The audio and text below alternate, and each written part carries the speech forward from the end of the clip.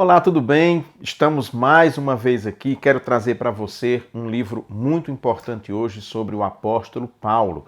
Mas isso vai ser daqui a 10 segundos depois de um breve break. Enquanto isso, se você não é inscrito no meu canal, por favor, se inscreva, ative o sininho, dê um joinha, compartilhe e comente. Fique aí porque logo eu volto.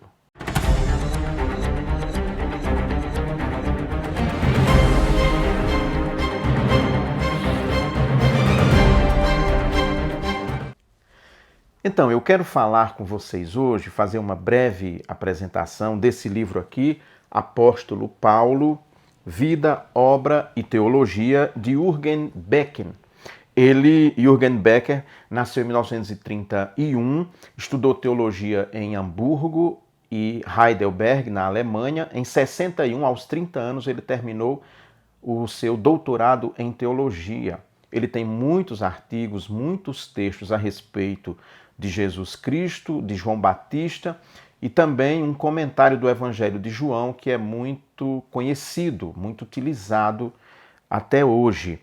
Ele é professor, evidentemente, e um grande teólogo. Esse livro sobre Paulo, ele, claro, como o próprio título diz, abrange a vida, a obra e a teologia de Paulo, que está tudo intrincado. Paulo, a sua vida é toda intrincada. Você não tem como separar muito bem a sua teologia de sua vida, a sua vida de sua obra de modo geral. A obra de plantador de igreja, de anunciador do evangelho, uma pessoa importantíssima, um dos pensadores mais importantes do Ocidente desde sempre. Tem 2000 anos que Paulo suscita muita curiosidade, é fonte de pesquisa. Os livros a respeito de Paulo são infinitos.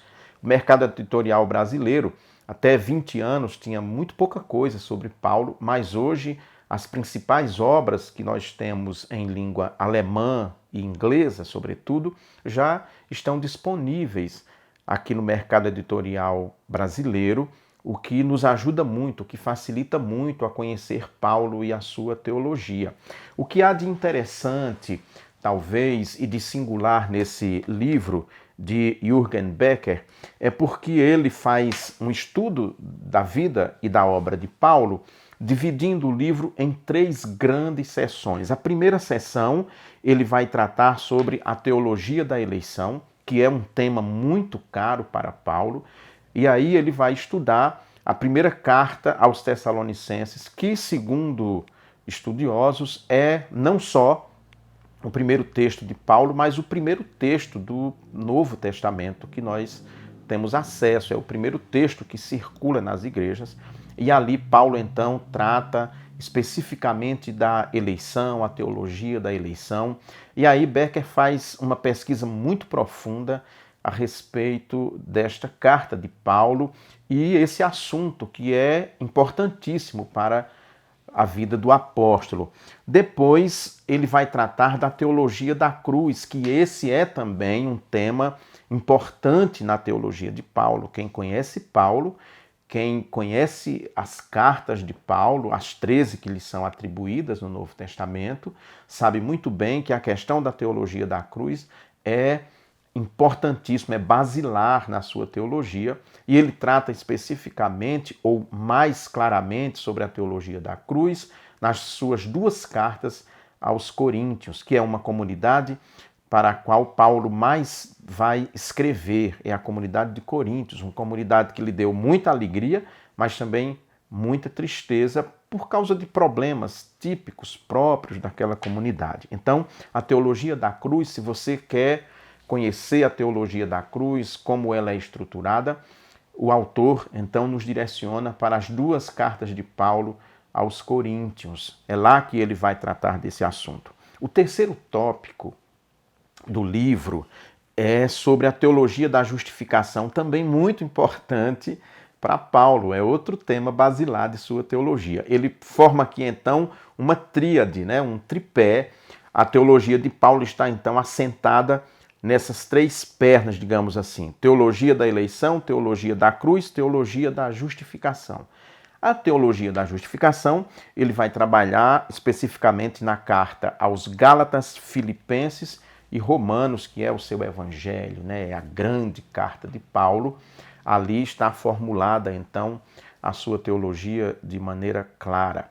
É bom que a gente lembre também que Paulo é o grande formulador do cristianismo como nós conhecemos aqui, né? O corpus doutrinário do cristianismo está principalmente na obra de Paulo. Ele trata de doutrina, dos grandes temas do cristianismo. É Paulo que dá todo esse tratamento. E o Becker vai tratar, a partir da conversão de Paulo, vai delinear então os efeitos dessa conversão para a comunidade primitiva, principalmente. É muito interessante que Becker vai trabalhar também essas cartas e esses momentos da vida de Paulo com o texto lucano, com Atos dos Apóstolos, porque ele percebe que em alguns momentos aquilo que Paulo diz de si mesmo ou de sua teologia não está expresso com tanta clareza no texto lucano, a respeito das viagens, por exemplo, onde ele estava, em que época, em que período da vida. Aparece uma linha de investigação nas suas cartas, mas quando nós vamos para o texto lucano, há uma outra linha de investigação, e o autor tenta entender essas, vamos dizer assim, essas diferenças. Não são propriamente contradições, mas são elementos ou momentos da vida difíceis de serem harmonizados. Essa é a palavra, são difíceis de serem harmonizados. Como é que isso acontece? Porque Lucas nos diz uma coisa e Paulo nas suas cartas, por exemplo, nem menciona determinados momentos que são importantes, que são centrais na sua vida. Então, ele vai tratando sobre isso, abrange toda a vida de Paulo, toda ela. Eu vou dar uma passada aqui só para você ter ideia assim de como o livro é realmente assim fascinante. É um livro, eu disse que é um calhamaço e é mesmo. São 700 páginas, então é um livraço, né? Ele traz os testemunhos sobre Paulo no cristianismo primitivo, sua correspondência e outras fontes, né? Questões cronológicas da biografia do apóstolo. Aqui ele trata dessa questão de o Paulo das cartas e o Paulo que aparece no texto lucano, nos Atos dos Apóstolos, né? Paulo fariseu de Tarso, indicações bibliográficas, Paulo fariseu da diáspora, Paulo e o helenismo. Ele vai seguindo, então é possível a gente seguir, de certa maneira, os passos de Paulo, cada caminhada que Paulo faz através de suas cartas, de seus textos, e não somente das informações de Lucas. A vocação do apóstolo das nações, a situação das fontes e suas interpretações, ele trata muito sobre essa questão das fontes. Paulo, missionário e teólogo antioqueno, a estada de Paulo em Antioquia, a importância daquela comunidade para a vida de Paulo e para a difusão do evangelho, o acordo de Jerusalém sobre a missão entre os gentios, o concílio, né, a gente conhece como o concílio de Jerusalém, aquela decisão que se toma a respeito dos gentios, que eram todos aqueles que não haviam nascido da descendência de Abraão. Como é a chegada dessas pessoas no cristianismo? Como se vai relacionar-se com isso? E nós vemos que é um ponto de conflito o tempo inteiro, né? A entrada dos gentios na igreja é um ponto de conflito. E hoje ainda a igreja reflete pontos de conflitos quando chegam pessoas de outras culturas, com outros hábitos, com outros costumes. Há sempre um choque cultural com o cristianismo presente já naquele momento. Pedro em Antioquia, Paulo e Pedro, o que há entre os dois, como eles se relacionavam. E aí, Paulo e Jesus, o aparecimento de Jesus a Paulo na estrada de Damasco, como foi essa relação, o que Paulo teria ouvido realmente de Jesus. E aí o início da atividade missionária independente. Paulo segue então um caminho independente dos apóstolos, independente daquele grupo que de fato tinha caminhado com o nosso Senhor, e ele vai fazer um trabalho independente, não desvinculado, mas não depende daquela comunidade. Ele faz questão, inclusive, de dizer isso, que o comissionamento dele foi feito pelo próprio Senhor Jesus Cristo, que ele não está ali como representante de homens. Ele principalmente na segunda carta aos Coríntios, ele bate nessa tecla assim com muita força. Eu fui comissionado pelo próprio Senhor Jesus. O meu evangelho não depende de ninguém. Paulo tinha consciência disso. Paulo em Éfeso e na Ásia, o espírito de liberdade e a teologia da cruz, que nós já falamos aqui rapidamente, quando ele trata desse assunto, principalmente na carta aos Coríntios. E aí a missão de Paulo e as comunidades domésticas. As comunidades paulinas eram comunidades domésticas. Naquele momento, nós não tínhamos uma igreja como temos hoje, com essa formatação de hoje. Isso é fruto de um processo histórico um pouco longo. E naquele momento não, eram igrejas domésticas, igrejas locais que se reuniam ali em famílias. Mas elas não se veem como igrejas separadas, é uma igreja só. É uma igreja universal que se reúne em casas, em famílias. A última visita à Macedônia e à Acaia, aquela viagem da coleta que ele faz para levar recursos para os pobres de Jerusalém. Paulo e as comunidades da Galácia, a carta aos Gálatas. Aqui nós já estamos na justificação, quando ele vai tratar da justificação.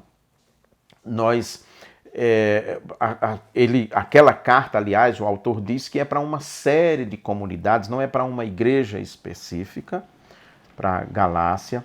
A comunidade de Filipos, a carta aos Romanos, testamento de Paulo, é interessante aqui. Aí sim, embora ele não conhecesse a comunidade de Roma, embora ele não tivesse sido o plantador daquela igreja, mas ele então escreve uma carta reconhecendo a importância daquela comunidade para o trabalho missionário.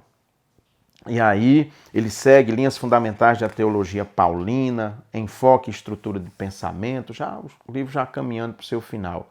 O Deus único e sua criação, o pecador, a lei e a morte, o evangelho de Jesus Cristo, o crente, o espírito e a vida, a comunidade escatológica, como o compromisso da fé como amor, o futuro da fé como esperança no Senhor. Então, todos esses assuntos, todas essas questões que às vezes a gente lê as cartas de Paulo e não percebe, o autor então traz a lume, né? Traz para que a gente perceba, para que a gente estude e para que a gente leia Paulo a partir de uma ótica muito mais abrangente, profunda. Por fim, o último capítulo ele trata sobre Paulo Marte, a entrega da coleta em Jerusalém, o apóstolo dos gentios e seu povo judeu, o Marte a caminho de Roma. Ele vai tratar então especificamente, aí é Lucas que vai falar para a gente, a prisão, quando ele apela para ser ouvido por Roma, porque ele era um cidadão romano, sua ida para Roma, e por fim o seu martírio, que os Atos dos Apóstolos se calam. É claro que quando o texto de Atos dos Apóstolos foi escrito, Paulo já havia sido martirizado há algum tempo, mas mesmo assim Lucas silencia nesse requisito. Ele também analisa a relação de Paulo com os judeus e de Paulo com o Império Romano. Como foi que Paulo se relacionou com o Império? Como nós percebemos esse relacionamento em suas cartas. Paulo, ao mesmo tempo que questiona valores importantes do Império Romano, mas ele faz isso sem confrontar o Império. Ele não é doido, ele não é insano. Paulo era um homem muito inteligente, muito acima do seu tempo, então ele não vai para o confronto direto com o Império Romano, porque se ele fosse, ele teria sido morto muito antes e nós não teríamos, então, o legado que ele nos deixou até hoje, 2000 anos depois. Tudo isso, então, está aqui, Apóstolo Paulo, Vida, Obra e Teologia. Aqui no Brasil foi publicado pela Academia Cristã e editora Efatá. É uma obra importante sobre Paulo. Eu tenho investido bastante no estudo de Paulo, porque para a gente entender o cristianismo, mesmo a teologia da justificação, da eleição e da cruz, sem um conhecimento de Paulo, fica capenga qualquer caminhada nossa intelectual nessa área. Eu sugiro então esse livro a você que gosta de teologia, você que quer conhecer o cristianismo. É sempre importante, ora, se você é cristão, é importante e fundamental que você conheça o cristianismo, o grupo que você faz parte, que você conheça Jesus Cristo, que você conheça Paulo, que é o maior influenciador, pensador que mais influenciou a cultura ocidental, até muito mais do que Platão e Aristóteles, por mais importantes e fundamentais que eles sejam para a filosofia e a cultura ocidental. Tá bom?